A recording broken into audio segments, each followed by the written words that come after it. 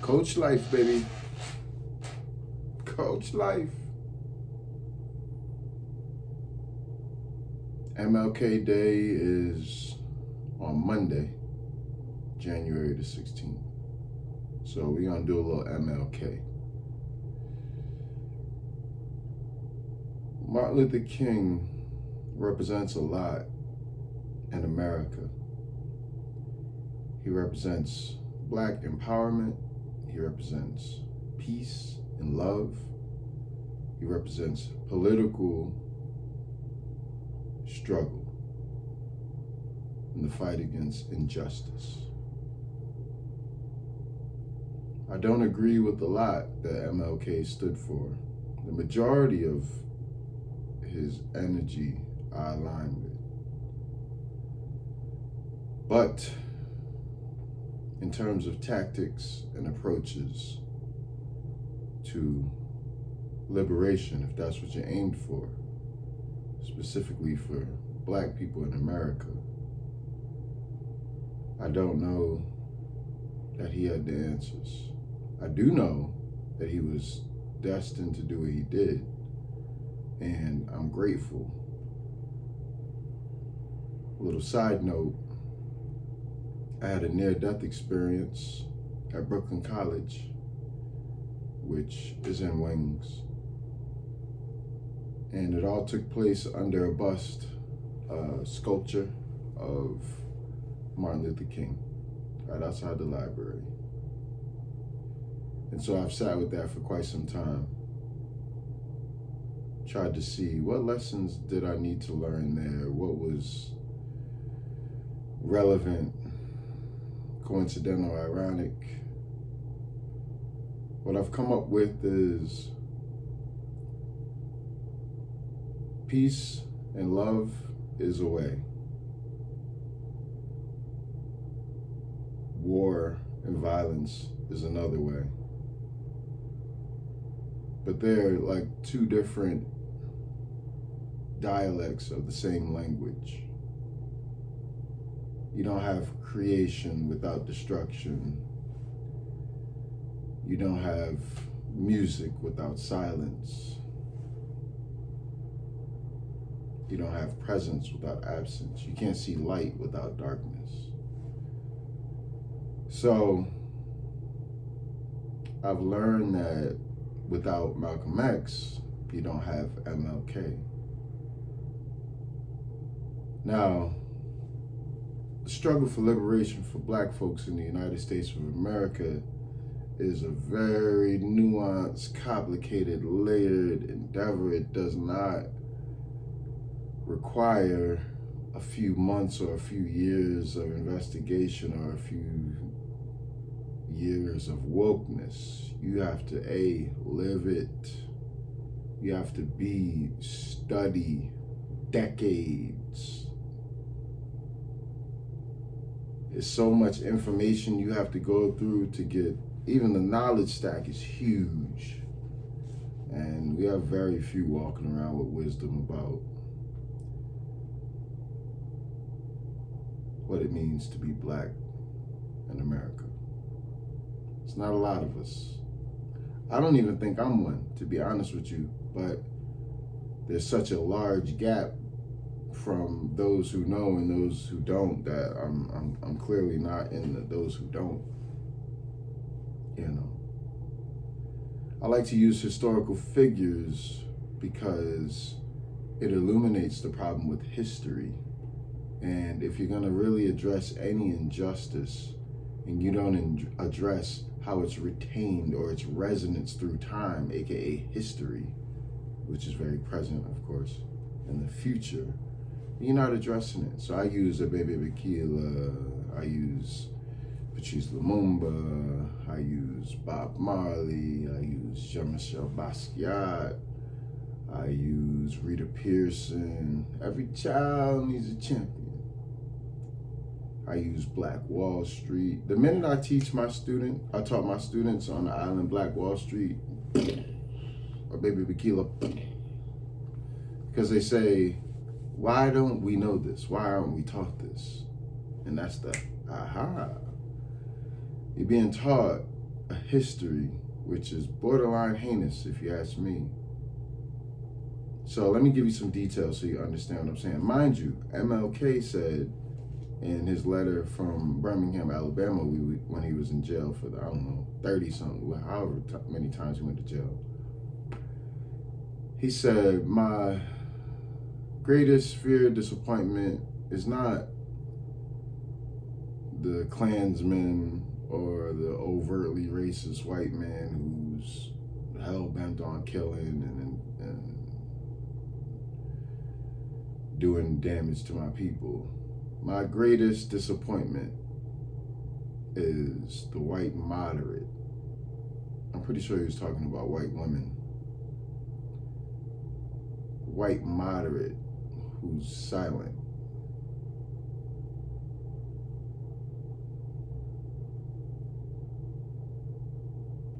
So I think that was so true that it converted into wokeness.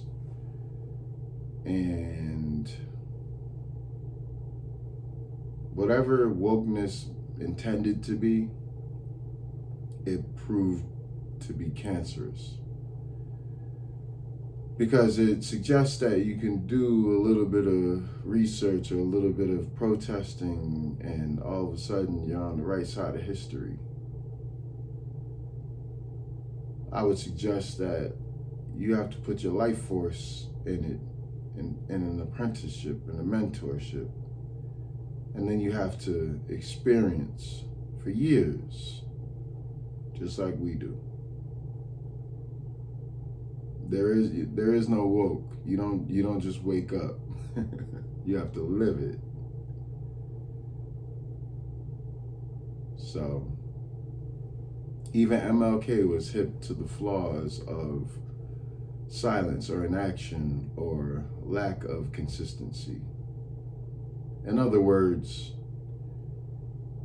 we can pretend to be about justice and fairness in moments where there's clearly a bad guy. We can point him out. Perfect example. Oh, police. Police in America, they're horrible. They killed, 1,700 people this year? Police are horrible. Racist police. You think the police is worse than your history teacher who taught you world history through the context of war? You think the police is worse than the Hollywood, which gives you all types of negative archetypes consistently, back to back, double down, triple down on them? Whew. What Hollywood has done to the minds of American youth, I don't know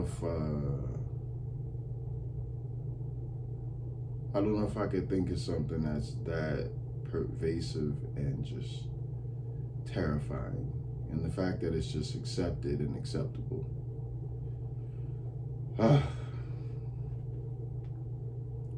So, as we approach MLK Day, I just want to remind you of a few things. I know I was babbling a little bit, had to get it off my chest. I want to remind you of a few things.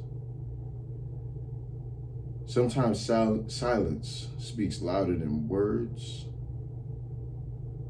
and under the guise of capitalism and consumerism, America is very quiet in moments where she needs to speak loudly, speak truthfully, even if her voice trembles.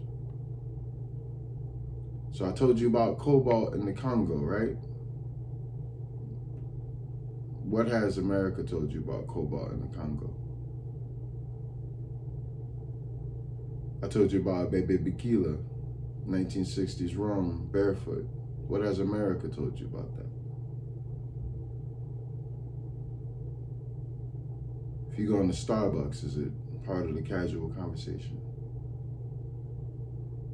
So why is history being taught with such a slant? Why is history not? Why does the history of black people in America begin with slavery? Are you kidding? Indigo?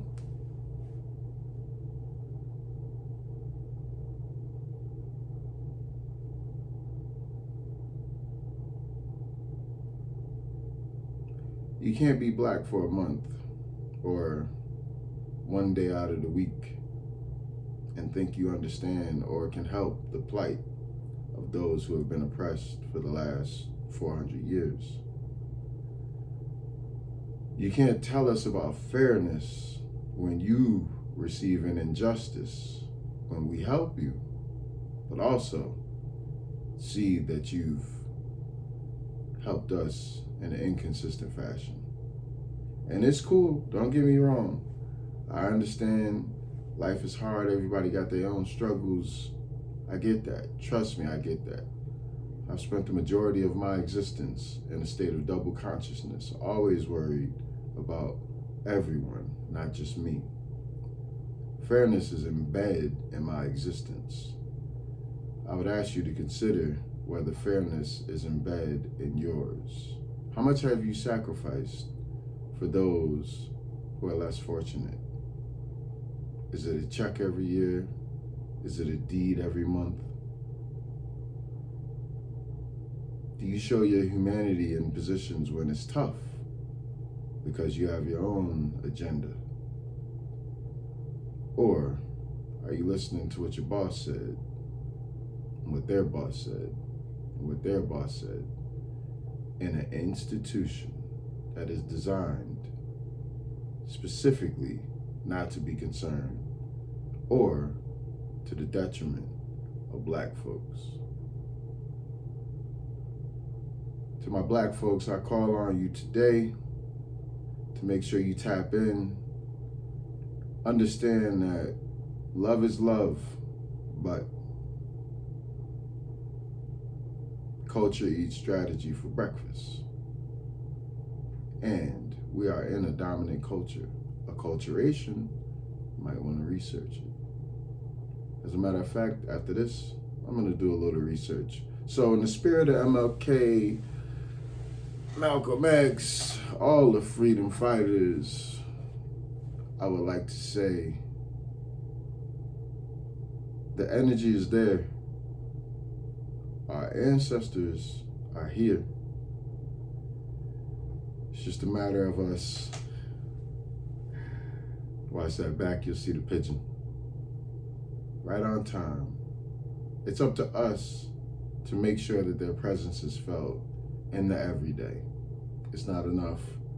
1 month, one short month out of the year, 1 day out of the January, it's not enough. Not if you really want to be what you're talking about. If you're not invested in all of this, more power to you. If you're an architect and you build buildings, build buildings.